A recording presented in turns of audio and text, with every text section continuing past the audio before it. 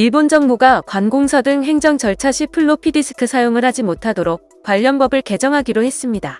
요즘은 클라우드 서비스가 일반화되면서 유물이 된 플로피 디스크 사용을 없애겠다는 게 일본 정부의 입장입니다.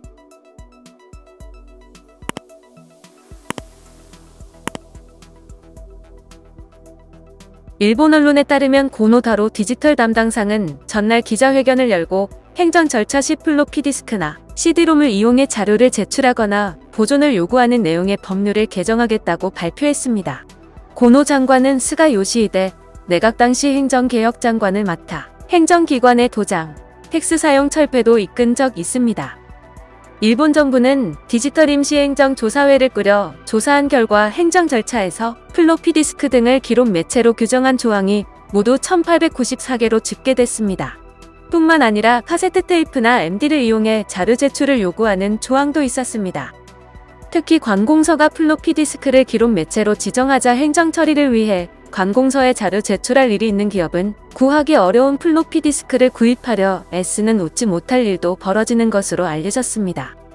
도쿄 지요다구 등 일본 관공서 일부는 플로피 디스크를 데이터 보관 매체로 사용하고 있었습니다. 천재지변 등 돌발 상황에도 중요한 데이터를 안전하게 보관할 수 있다는 이유입니다.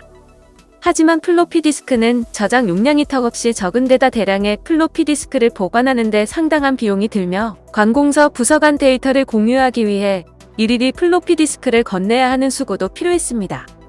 고노 장관은 낡은 아날로그 규제를 일수하겠다며 전날 기자회견에서 이같이 밝혔으며 가을 임시국회에 법안을 제출해 통과시키는 것이 목표입니다. 고노 담당상은 지금 플로피 디스크 같은 것을 어디에서 살 수 있겠는가라며 조기에 재검토하겠다라고 강조했습니다. 이어 클라우드 등 신기술을 저해하는 일도 있다며 낡은 아날로그 규제를 일수하겠다라고 밝혔습니다. 지난 2011년 소니가 플로피 디스크 제품군을 단종하면서 자국 내 구매처도 사라졌습니다. 플로피 디스크로 데이터를 보관하는 일본 관공서는 무려 11년 전 제품을 아직도 사용하는 셈입니다. 지난 4월 야마구치현 아부 마을에서는 463가구에 입금해야 할 코로나19 지원금이 한 명에게 잘못 송금되는 사고가 발생했는데 사람들의 관심은 사고 자체보다도 입금자 명단이 플로피 디스크에 저장돼 은행 측에 전달된 사실이었습니다.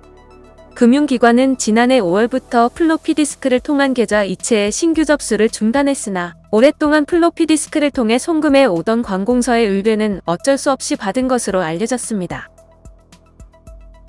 영상을 시청해주셔서 감사합니다.